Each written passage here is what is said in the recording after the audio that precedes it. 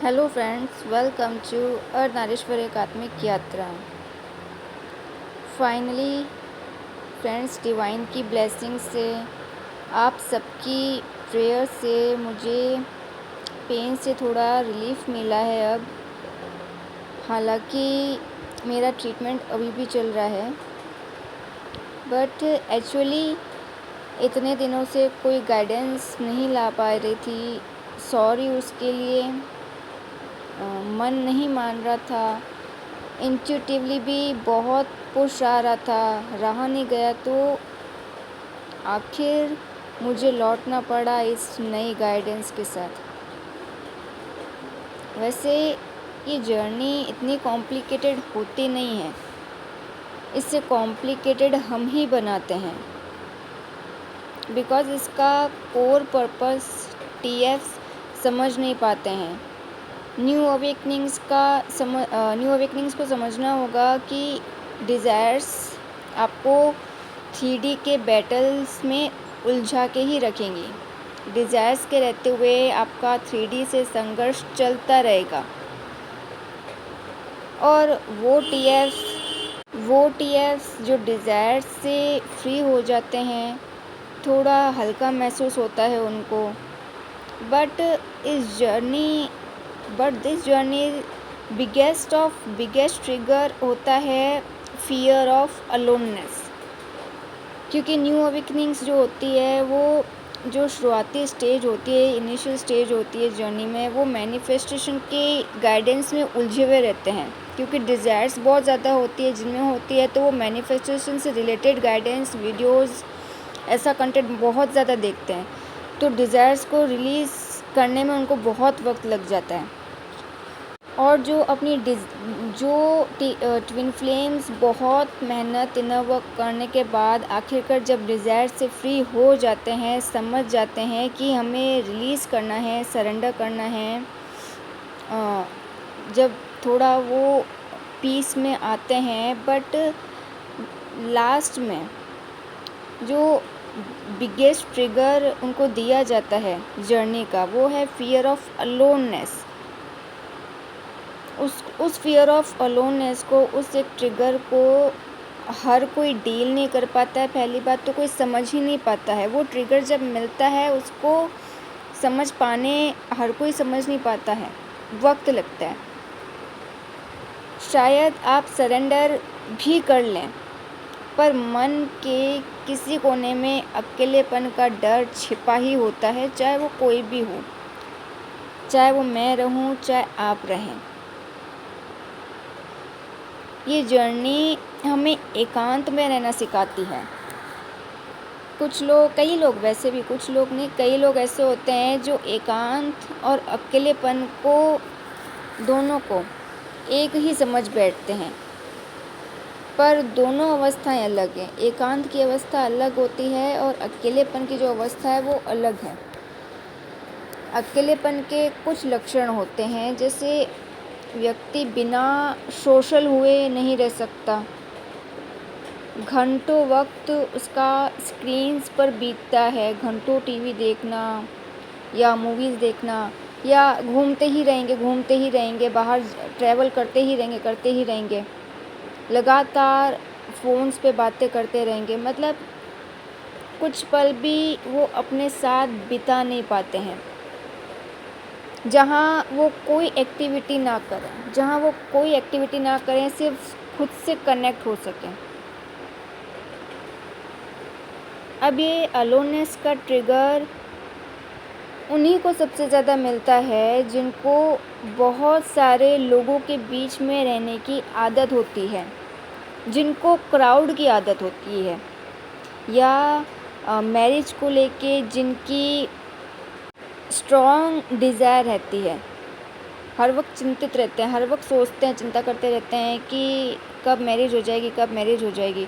जिनको ये फियर बहुत ज़्यादा है कि बुढ़ापा अकेले ना बीत जाए, वो लोग कार्मिक कनेक्शन में भी जाने को राज़ी हो जाते हैं, तैयार हो जाते हैं, भले ज़िंदगी आगे चल के नरक बन जाए उस कार्मिक के साथ। पर वो फ़ियर होता है उनके अंदर का जो उन्हें ऐसे स्टेप्स लेने पे मजबूर कर देता है। और इतना समझाने के बाद भी कई वीडियोस, कई गाइडेंस मैं लाई हूँ सेल्फ़ लव पर कि कैसे आप सेल्फ़ लव में आ सकते हैं, कैसे प्रैक्टिस की जाए सेल्फ़ लव की। फिर भी डीएफ्स पूछ रही हैं सेल्फ़ लव में कैसे आएँ? आप अपने साथ, नेचर के साथ वक्त बिताने को तैयार ही नहीं हैं, तब तक सेल्फ़ लव आएगा कैसे? आपको हर वक्त किसी का साथ चाहिए, किसी की कंपनी चाहिए, हर वक्त किसी के साथ रहना है, उठना है, बैठना है, चलना है, फिरना है, तो उसमें सेल्फ़ लव नहीं आता है। ये जर्नी 3D की भीड़ से बाहर लेके आती है।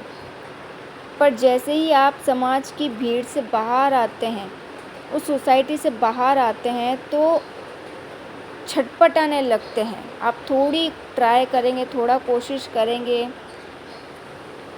उस भीड़ से, क्राउड से अलग होने की, थोड़ा भी लोगों से डिस्कनेक्ट होंगे। टॉक्सिक लोगों से भी अगर आप डिस्कनेक्ट होने की कोशिश करते हैं तो आपका वो फ़ियर बार बार सरफेस पे आता है। आप छटपटाने लगते हैं, रेस्टलेस हो जाते हैं, एक डिस्कम्फर्ट सा फील होता है आपको। पर जैसे ही कोई आपके पास आके बैठे या बात करना शुरू करे तो आपको रिलीफ़ मिलता है, आप रिलैक्स फील करते हो। इट मीन्स ये डीप रूटेड कंडीशनिंग है। ये एक तरीके से सिम्पटम है कि अगर आपका मन किसी के बगैर लग नहीं रहा है, वो कोई कुछ भी हो सकता है। हो सकता है आपको लोगों को एडिक्शन हो, आप या लगातार आपको अपने फ्रेंड्स के बीच में रहना पसंद हो, या आपको कॉन्स्टेंटली फ़ोन चलाना पसंद हो, मूवीज़ पसंद हो, कुछ भी एडिक्शन किसी का भी हो सकता है, जहाँ आप अपने माइंड को थोड़ा सा भी रिलैक्स नहीं रख पाते हैं। और ये जो डीप रूटेड कंडीशनिंग है, कई जन्मों की है कि दूसरे लोगों के साथ जीना ही है, जहाँ खुद के साथ एकांत में रहना अच्छा ही नहीं लगता है। मैं ये नहीं कह रही कि किसी से बात ही नहीं करनी चाहिए या मेल-जोल नहीं रखना चाहिए, पर वो एडिक्शन में बदल जाए, आदत बन जाए तो खतरा है। अपना वक्त बिताने के लिए अगर आपको लोगों की आदत लग जाए, किसी भी चीज़ की आदत लग जाए, तो वो स्टेज अलोननेस की होती है, वो फेज़ अलोननेस का है। और टीएफ्स इस फ़ियर को इसलिए हील नहीं कर पाते क्योंकि उनको डीएम, डीएफ, फिज़िकल यूनियन की ही गाइडेंस पसंद आ रही है। डीप स्पिरिचुअलिटी पे जितनी गाइडेंस मैं लाती हूँ, कम लोग ही देखना पसंद करते हैं, या कहीं भी यूट्यूब पे कम्युनिटी में कहीं होती है डीप स्पिरिचुअलिटी से रिलेटेड बहुत गहरा ज्ञान होता है, जिसमें सोल लेवल का होता है, तो वो पसंद आती ही नहीं है टीएफ्स को। एक और सिम्टम अगर बताऊँ फ़ियर ऑफ अलोननेस का, तो जिनकी साइलेंट जर्नी चल रही होती है, वो ज़्यादा रेस्टलेस होते हैं, तनाव में होते हैं कि उस एक पर्सन से कांटेक्ट कब होगा।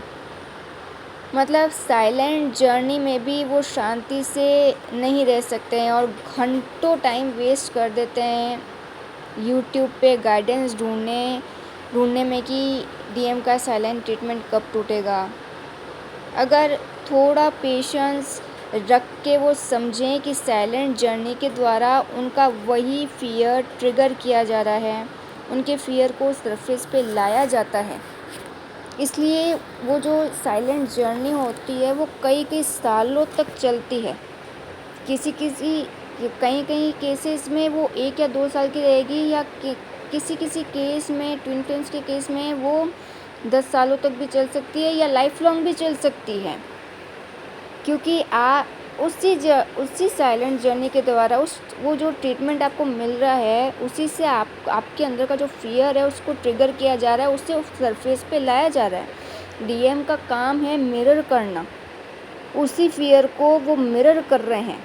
आपको अलोननेस पसंद नहीं है, आपको लाइफ लॉन्ग अकेले नहीं रहना है, आप बहुत ज़्यादा मेंटली मैरिज को चेज़ कर रहे हो, तो वो क्यों चेज़ कर रहे हो? बिकॉज़ आपके अंदर फ़ियर ऑफ अलोननेस है, और उसी डीप फ़ियर को जो छुपा है उसको डीएम मिरर कर रहे हैं। मिरर कैसे कर रहे हैं, कैसे आपको दिखाना चाहते हैं? साइलेंट ट्रीटमेंट देके। पर कई टीएफ समझ नहीं पाते हैं, और जिन टीएफ को इनर वर्क करने के बाद, मतलब उस साइलेंट जर्नी में वो समझ जाती हैं कि वो फ़ियर है किसी को खोने का। तो जैसे ही उस फ़ियर को वो हील कर देती है, तो अब उन डीएफ्स को चिंता ही नहीं हो रही है साइलेंट ट्रीटमेंट से।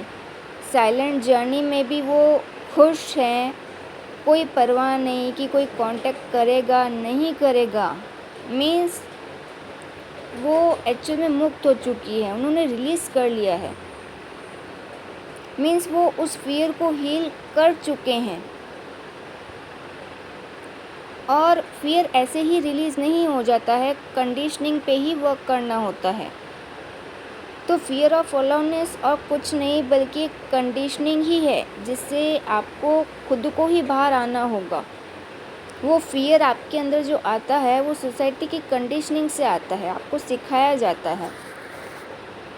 कोई हीलर, कोच इसमें कोई मिरेकल नहीं कर सकता, सिर्फ आपको गाइड कर सकते हैं।